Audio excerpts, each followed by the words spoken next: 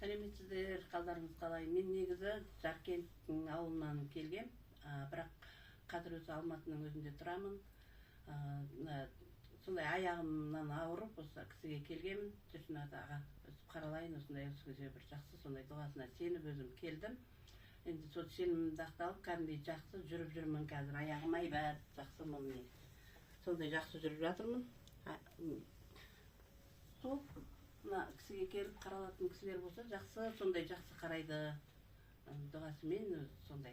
Алынмайсың ғой қазір, аяғың жақсы ғой. Жақсы, айрат, аяғым бәрі жазылды қазір кішкене. Басында таксимен келіп жүргем, қазір деген енді кәдімгі өзім жаяу жүріп келіп жатырмын.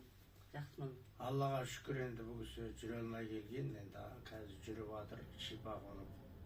Мынау мені іздеп жатқан адамдар бар шығар тиктокта. Мен қазір тиктокқа прямой эфирге шықпай жүрмін. Осы емшілікпен айланысып жатқаннан кейін адамдарға көңіл бөліп, сол емдеп жатқан жайым бар. Алла тағала сізді ауыртпасын, деніңізге саулық қылсын, басыңызға бақ берсін. Аллаху акбар.